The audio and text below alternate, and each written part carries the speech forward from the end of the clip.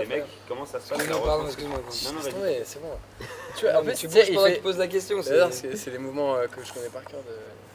Ça fait ça et ça fait un petit bruit de pastille. C'est intéressant, tu la peux gorge. raconter ça pendant encore. Vrai, pas vrai.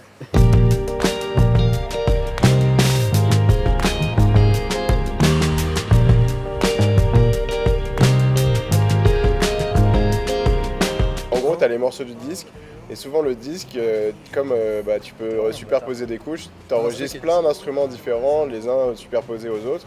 Et comme on n'est que 4 musiciens et un chanteur, bon, il ne fait pas d'instrument hélas, et à 4 on doit être capable de jouer les pistes les plus importantes. On va commencer par sélectionner les pistes qui sont les plus importantes pour nous, donc on joue et puis on voit si ça tient comme ça et on va rajouter progressivement les autres pistes qui manquent. Alors il y a des techniques, il y a des synthés qui peuvent jouer tout seuls.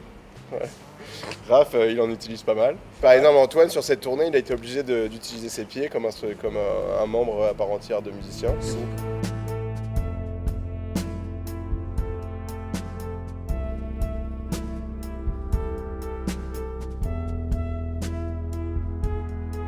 Vraiment, on est en train de travailler un show lumière qui est plus élaboré que sur la première tournée. Ça, c'est un truc qu'on a vraiment envie de développer.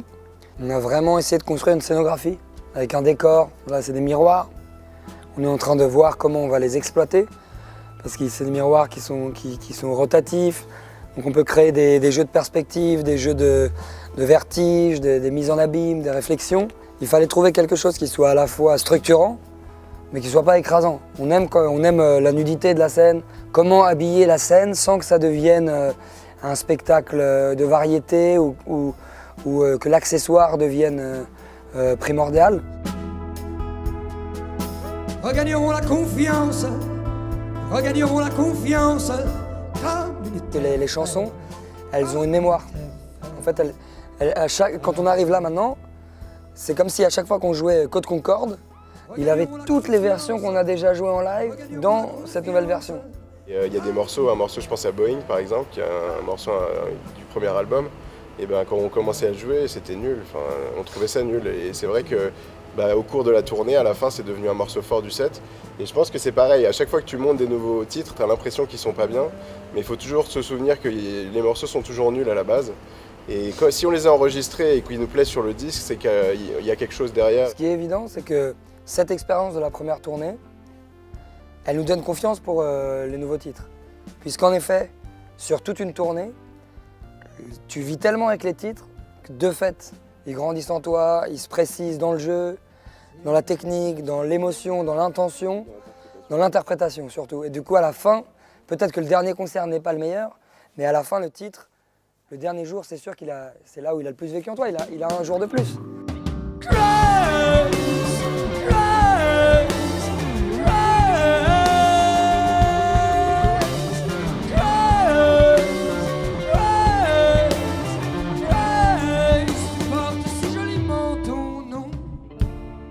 On a une setlist et sur la première tournée, j'espère sur la deuxième, c'est pas que une liste de chansons, c'est un spectacle. Il y a vraiment ce truc, les titres s'enchaînent, il y a tout un univers autour. Arthur aussi raconte des choses entre les chansons et qui vont un peu expliquer, donner des clés aux morceaux. Et c'est vrai qu'on n'ose pas casser ça parce qu'on considère que la fin, je me souviens de la tournée, on avait une setlist qu'on trouvait, tout coulait quoi.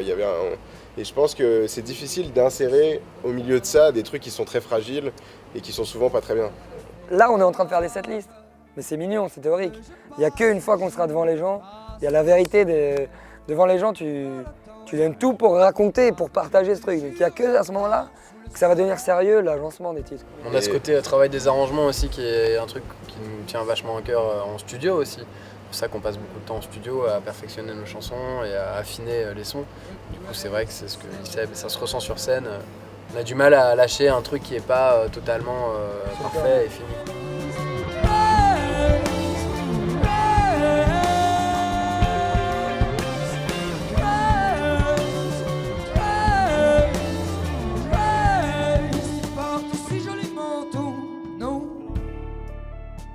On est en extérieur, au Nuit de Fourvière, Côte Concorde, l'eau est entrée, il se met à pleuvoir. Tout le monde enfile son imperméable blanc, ça fait un bruit de froissement qui est hyper puissant. Voilà, c'est des moments dont on se souvient. c'est pas toujours, c'est parfois, souvent indépendant en fait de notre application. C'est du Du coup, public. je rebondis là-dessus parce que le public, c'est hyper important. On n'en parle pas du tout, mais en fait, je pense que ce qu'on a appris aussi pendant la tournée, c'est à avoir une assise sur le plateau et avoir un lien avec le public fort, même dans des salles assez grandes. Et c'est vrai que je pense qu'on va arriver sur la prochaine tournée avec déjà cette expérience-là, ce qui nous fera aller beaucoup plus vite dans la maîtrise des nouveaux morceaux et de comment les faire passer au public.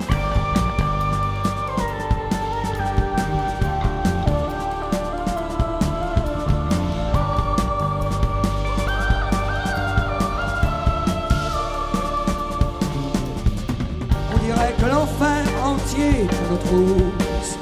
Oh là là, ça avance, mais je crois en la chance de rejoindre la mer. Elle est là quelque part, non, ne te retourne pas. Viens vite, suis-moi mon cœur. Les chiens sont à nos talons, mais la jetée n'est plus loin.